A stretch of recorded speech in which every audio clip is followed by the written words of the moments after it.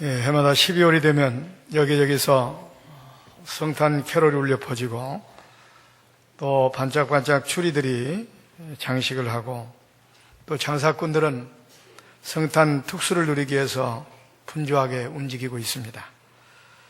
그런가 하면 거리에는 성탄을 즐기는 사람들로 시끌벅적 난리가 아닙니다. 그래서 그런지 믿는 사람이나 믿지 않은 사람이나 성탄절을 아주 고대고대 기다리는 그런 모습을 보게 됩니다. 어린이들은 아마 성탄 선물을 받기 위해서 성탄절을 기다리게 될 것이고 또 그뿐만 아니라 장사하는 사람들은 성탄을 이용해서 한몫 챙기려고 이와 같이 성탄절을 또 기다리리라고 생각을 합니다.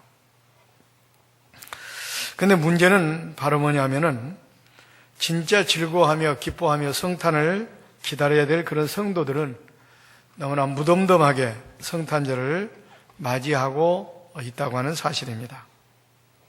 그런데 이런 일련의 사건들을 통해서 우리가 볼 때 그 성탄의 의미가 완전히 퇴색되고 타락한 성탄의 극치를 지금 보여주고 있지 않는가 하는 그런 생각을 지울 수가 없습니다. 그래서 오늘은 성탄절을 우리가 앞에 놓고 성탄에 참된 의의를 우리가 바로 살펴보고 어떻게 성탄절을 보내는 것이 바람직한지 오늘 함께 생각하면서 은혜를 나누려고 합니다. 첫 번 성탄절 때 보면은 들에서 양을 치던 목자들이 얼마나 겸손한 자세로 아기 예수께 경배하며 기쁨으로 맞이했습니까? 동방박사들도 보면 산을 넘고 물을 건너와 황금과 유향과 몰약으로 예물을 드리며 경배했던 그 성스럽고 또 경건한 그런 아름다운 모습을 우리가 찾아볼 수가 있습니다. 적어도 거룩할 성자로서 성탄절이라고 한다면 이렇게 성스럽고 경건하고 거룩하게 성탄절이 지켜져야 할 텐데 오늘날 그러지 못한 것이 너무나 아쉽다는 것입니다. 그런 의미에서 오늘 성탄의 참된 의미를 우리가 한번 되새겨보고 2011년 성탄절을 보낼 때는 우리가 정말로 성스럽게 경건하게 바로 보내서 하나님께 영광을 돌리고 성탄의 축복을 받는 그런 놀라운 역사가 있기를 주의 이름으로 축원을 드립니다. 첫째로 성탄절은 하나님의 약속이 성취된 날입니다. 창세기 3장 15절에 보면 이런 말씀이 나옵니다. 여자의 후손이 뱀의 머리를 상하게 할 것이요 라는 그런 말씀이 나옵니다.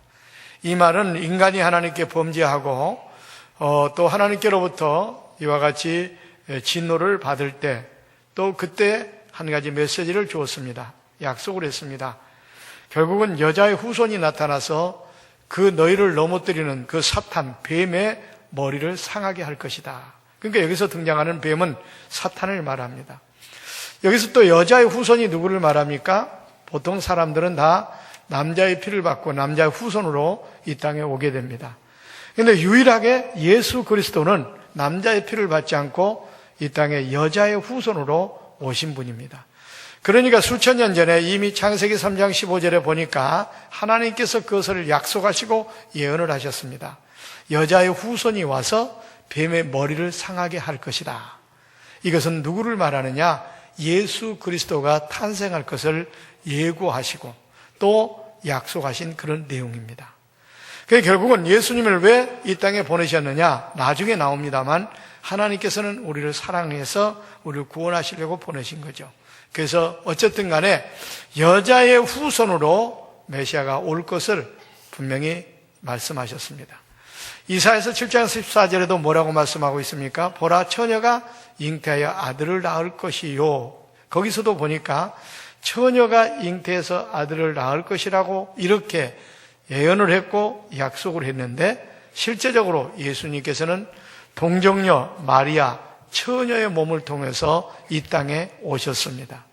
그러니까 결국 성탄절은 가만히 보면 이미 예수님께서 700년 전에 500년 전에 수천 년 전에 하나님께서 예언하시고 또 약속하신 것이 성취된 것이 바로 예수님께서 이 땅에 탄생하신 성탄절이라는 것을 발견할 수가 있습니다. 미가서 5장 2절에도 보니까 분명히 예수님께서 베들레헴 땅을 통해서 이 땅에 오실 것을 분명히 말씀했습니다. 놀랍게도 예수님은 원래 그 지역 사람이 아니었지만은 호적하러 갔다가 바로 그 부모가 호적으로 갔다가 베들레헴 땅에서 예수님께서 탄생하십니다. 이처럼 하나님께서 약속하신 모든 사건들이 너무나 정확하게 이루어졌다는 사실입니다. 그래서 성탄절은 하나님의 약속이 성취된 날이다, 이렇게 말씀을 드릴 수가 있습니다. 그렇습니다. 예수님의 탄생도 그렇고 예수님의 죽으심도 그렇고 예수님의 부활도 그렇고 하늘로 승천도 그렇고 전부 다 하나님께서 약속한 대로 그대로 성취되었습니다. 한 가지 또 우리에게 약속하고 있는 게 있지 않습니까? 그게 뭡니까? 예수님께서 이 땅에 재림하신다는 사실. 그 전에 모든 사건들이 전부 다 예언한 대로 약속한 대로 성취되었기 때문에 분명히 우리를 데리러 이 땅에 오신다는 그 약속도 이루어질 것을 우리는 확신하고 있습니다. 아무튼 성탄절 날은 이처럼 하나님의 약속이 실현되고 성취된 날이다 하는 것을 우리가 먼저 생각할 수가 있겠습니다. 두 번째로 성탄절은 하나님께서 인간의 몸을 입으시고 이 땅에 아들의 모양으로 오신 인류 최대의 사건이라는 것을 우리는 기억을 해야 된다는 사실입니다. 여러분 한번 생각해 보세요. 하나님께서 그 높고 높은 보좌를 버리고 낮고 천한 이곳에 인간의 몸을 입고 이 땅에 오셨다는 것은 이건 정말 인류 최대의 사건이 아닐 수가 없습니다. 세상에 이보다 더 큰 사건은 없습니다. 그래서 예수님의 탄생을 알린 천사들도 뭐라고 그랬습니까? 너희에게 큰 기쁨의 소식을 내가 너희에게 전하노라. 큰 기쁨의 소식이라고 그랬어요. 보통이 아니라 이것은 바로 뭐냐? 인류 최대의 사건이기 때문에 천사들까지도 그런 표현을 쓰게 된 겁니다. 그렇다고 생각한다면 성탄절이 인류 최대의 사건의 축제이라고 생각한다면 얼마나 대단한 날입니까? 그렇다고 한다면 왜 하나님께서 인간의 몸을 입고 아들의 모양으로 이 땅에 오셨는가 하는 것입니다. 그래서 요한복음 3장 16절에 분명히 말씀합니다. 하나님이 세상은 나와 여러분을 말합니다. 사랑하셔서 뭐 하시려고? 우리를 구원하시기 위해서 바로 하나님께서 인간의 몸을 입고 아들의 모양으로 이 땅에 오셨다라고 분명히 말씀하고 있습니다. 그러니까 하나님의 사랑이 바로 이루어진 겁니다. 하나님께서는 너무너무 나와 여러분을 사랑하기 때문에 하나밖에 없는 독생성자, 아니 하나님께서 아들의 몸을 입고 이 땅에 오시게 되었다는 그런 말씀입니다. 그런 면을 생각해 볼 때 예수님의 탄생은, 아니 성탄절은 얼마나 중요한 날인가 하는 것을 우리가 분명하게 알 수가 있습니다. 마태복음 1장 21절에도 오늘 본문에 뭐라고 말씀하고 있습니까? 아들을 낳으리니 그 이름을 예수라 하라. 예수라는 이름의 뜻이 뭡니까? 자기 백성을 그들의 죄에서 구원할 자이심이라. 구원자로 이 땅에 오셨다는 겁니다. 그러니까 결국 뭡니까? 하나님께서 인간의 몸을 입고 이 땅에 오신 목적은 바로 완전히 멸망의 포구에 빠져 헤매고 멸망의 길을 걷고 있는 나와 여러분을 사랑하셔서 나와 여러분을 건져주시고 멸망에서 영생을 주시려고 하나님께서 인간의 몸을 입고 아들의 모양으로 이 땅에 오셨다는 분명한 이유입니다.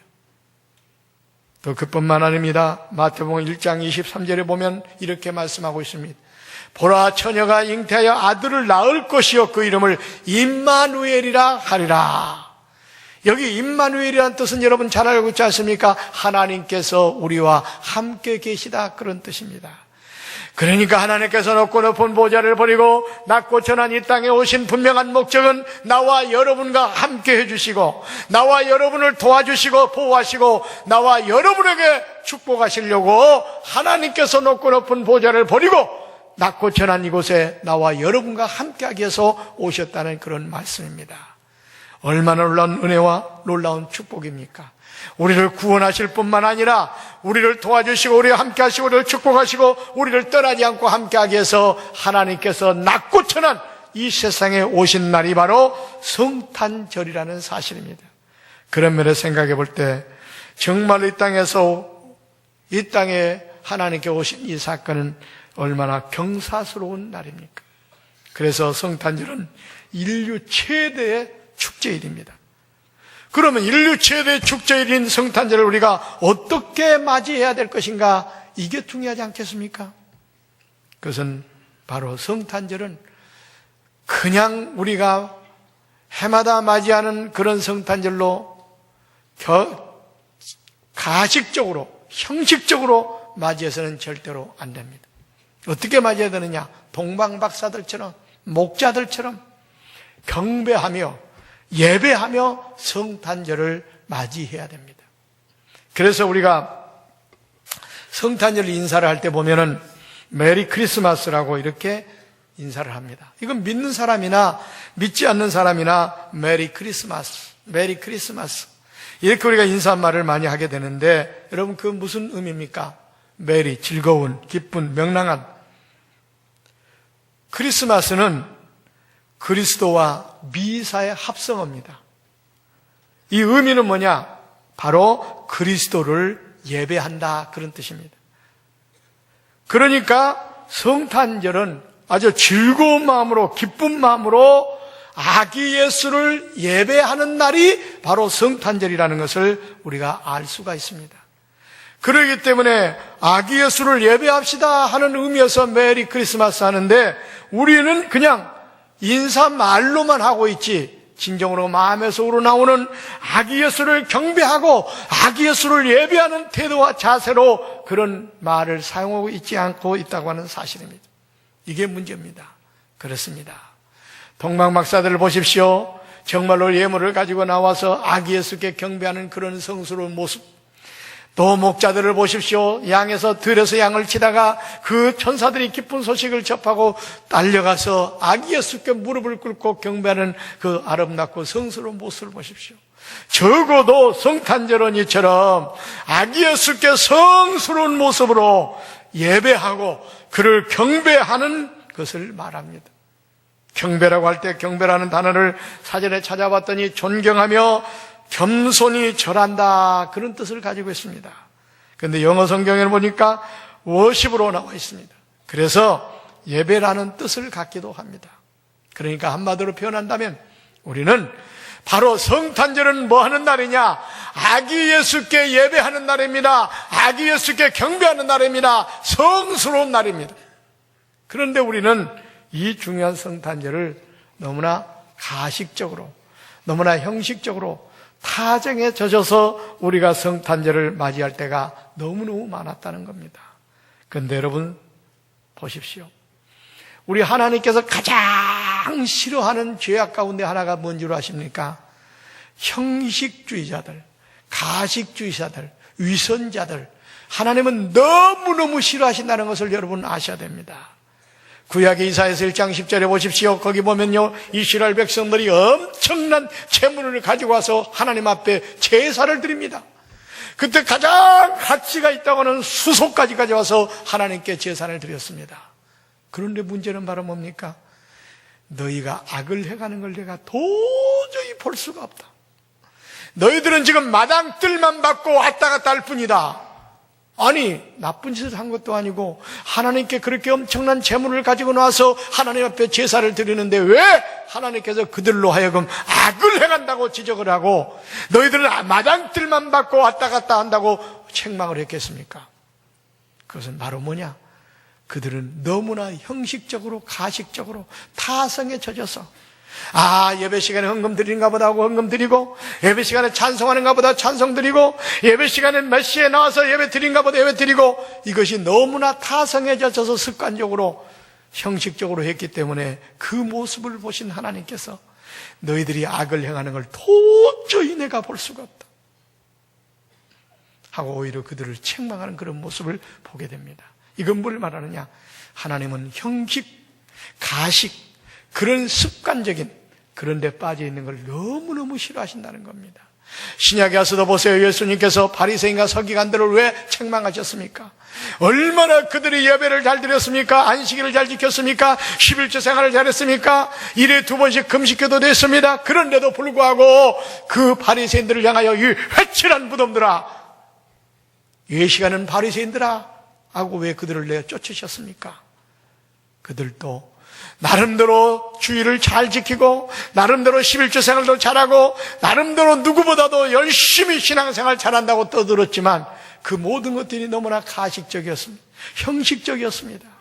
그렇기 때문에 그 모습을 보고 주님께서는 오히려 회칠한 무덤들아, 왜 시간은 바리새인들하고 내어 쫓았다는 사실을 우리가 기억한다면, 우리가 성탄을 맞이할 때도 형식적으로 가식에 젖어서 아니면 타성에 젖어서 이와 같이 우리가 성탄절을 맞이하는 것을 하나님은 너무너무 싫어하신다는 것을 여러분 분명하게 알아야 됩니다. 그럼 어떻게 해야 될 것인가? 우리는 정말 감사가 넘치고 감격이 넘치고 정말로 기쁨이 넘치는 그런 자세로, 성스러운 자세로 우리 주님 앞에 예배하며 경배하며 성탄을 우리가 맞이해야 된다 그 말입니다. 그러므로 2011년 성탄절을 보낼 때는 여러분 정말로 세상 사람들처럼 먹고 마시고 즐기고 그냥 형식적으로 가식적으로 이렇게 우리가 성탄절을 보낼 것이 아니라 아기 예수께 경배하며 아기 예수께 예배하며 정말 마음에서 우러나는 진정한 감사와 감격에 찬 성스러운 예배를 통해서 하나님께 영광을 돌리며 우리가 성탄절을 보낼 때 이 성탄절이 하나님께 영광이 될 뿐만 아니라 우리에게는 한없는 은혜와 축복이 될 줄로 믿습니다. 그러므로 오늘 이 성탄의 이 분명한 의미와 뜻을 알고 우리가 바로 성탄을 보내자는 겁니다. 그 다음에 또 중요한 것은 바로 그렇습니다. 네 번째로 우리가 성탄을 바로 보내려면 잘 준비해서 성탄을 맞이해야 된다는 겁니다. 첫 번 성탄절 때 보면 성탄을 준비한 사람들은 성탄의 놀라운 축복과 은혜의 주인공들이 됐습니다. 그러나 문제는 그 당시에 종교 지도자들까지도 저 대제사장 성직자들까지도 장로들까지도 성탄을 준비하지 않은 것 때문에 그들은 예수를 만나지도 못했습니다. 성탄의 은혜를 축복을 받지 못했습니다. 그러나 중요한 것은 우리 직책인 문제가 아닙니다. 어떻게 예배하고 어떻게 준비해서 어떻게 성탄을 맞이할 것인가, 이게 중요하다는 겁니다. 성탄을 준비했던 사람들을 우리가 한번 살펴본다면 먼저 마리아를 우리가 살펴볼 수가 있습니다. 마리아는 요셉이라는 청년과 약혼을 했습니다. 아마 어떤 면을 볼 때는 결혼 날짜를 받아놓고 그날을 고대고대 기대하고 기다리고 있었을지 모릅니다. 그런데 청천벽력 같은 소식이 들려왔습니다. 천사들이 찾아와서 네가 잉태하여 아들을 낳을 것이라는 아주 충격적인 그런 소식을 접하게 됩니다. 여러분 한번 생각해 보십시오. 아니 다른 총각과 결혼하려고 나를 잡아난 그런 정혼한 사이인데, 그런데 임신이 돼서 처녀의 몸에 아기가 태어난다고 하니 얼마나 충격적이었겠습니까? 그런데도 불구하고 마리아는 뭐라고 그 사건을 받아들이냐? 누가복음 2장 38절을 보면 믿음으로 그 문제를 다 수용하고 받아들입니다. 말씀대로 내게 이루어지이다. 얼마나 대단한 믿음입니까? 처녀의 몸에 아기가 생기고 그 아들을 낳게 된다고 하는 것은 너무나 충격적이고 그 당시의 법으로는 아마 어떤 면으로 볼 때는 돌에 맞아 죽는 그런 죄에 속하지만, 그럼에도 불구하고 하나님의 뜻으로 생각하고 믿음으로 그것을 받아들입니다. 하나님의 말씀대로 이루어지이다.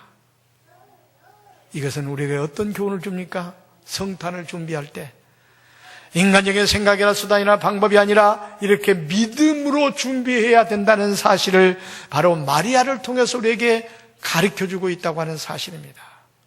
그럼 요셉은 또 어떻게 준비했는가? 바로 요셉은 또 자기하고 약혼한 여자가, 처녀가 임신을 하게 됐다고 하는 소식을 접했을 때 한번 여러분 생각해 보십시오. 물론 그래서 그도 인간이기 때문에 가만히 끊어버리려고 하는 그런 계획도 가지고 있었습니다. 그렇지만 그는 어떻게 했습니까? 마태복음 1장 오늘 25절 본문 마지막 부분을 보면 아들을 낳기까지 동침하지 않았다는 말씀이 나옵니다. 한번 여러분 생각해 보세요. 만약에 요셉과 마리아가, 요셉이 아기를 낳기 전에 동침을 했다고 한다면 아마 동정녀 탄생설은 무너지고 말았을 겁니다. 그러니까 요셉은 어떤 면을 볼 때는 너무 성결하고 깨끗하고 정결한 자세로 성탄을 준비하고 성탄을 맞이했다는 것을 우리가 발견할 수가 있습니다. 그렇습니다. 거룩할 성자에서 성탄이라고 한다면 우리는 성스러운 날입니다. 그렇기 때문에 우리는 청결하고 깨끗하고 성스럽게 그날을 준비해서 맞이해야 된다 그 말입니다. 요셉은 바로 성탄을 맞이할 때 성결되게 성스럽게 깨끗하게 바로 성탄을 준비했다고 하는 사실을 이 사건을 통해서 우리가 발견할 수가 있습니다. 그렇다면 동방에서 온 그 박사들은 어떻게 성탄을 준비했습니까? 그들은 황금과 유향과 몰약이라는 예물을 준비해 가지고 와서 아기 예수께 바치고 경배하며 예배하는 모습을 발견하게 됩니다. 이건 뭘 말합니까? 여기 등장하는 황금이나 유향이나 몰약이라고 하는 것은 어떤 면을 볼 때 그들이 가지고 있는 것 중에 가장 소중한 것이었을 수도 있습니다.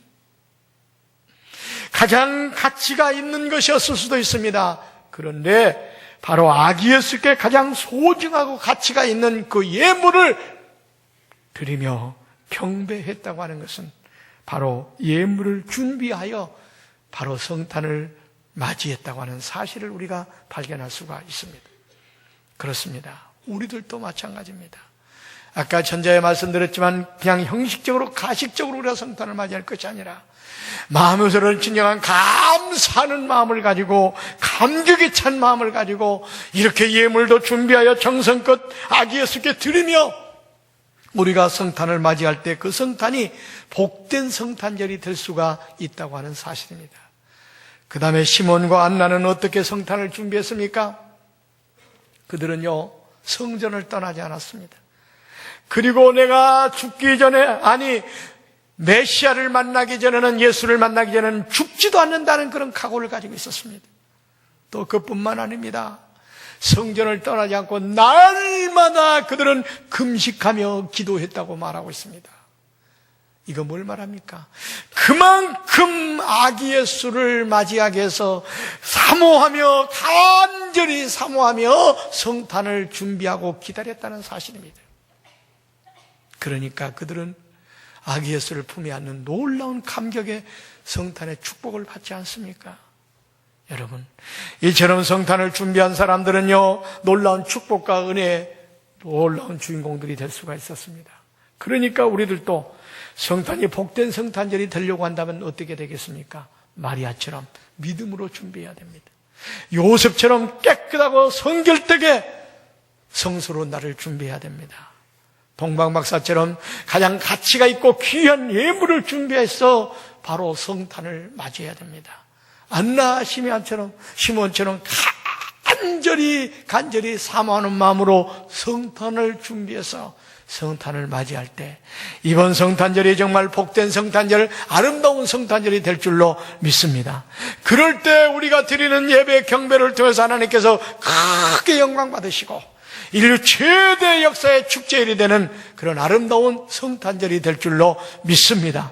그러므로 오늘 말씀을 꼭 마음판에 새기고 세상 산을 똑같이 먹고 마시고 즐기며 형식적으로 가식적으로 성탄절을 맞이할 것이 아니라 정말 의미있고 성스럽게 성탄절을 맞이해서 정말 은혜의 성탄절, 축복의 성탄절이 우리 꽃동산 교회와 성도들에게 임하시기를 주의 이름으로 축원을 드립니다.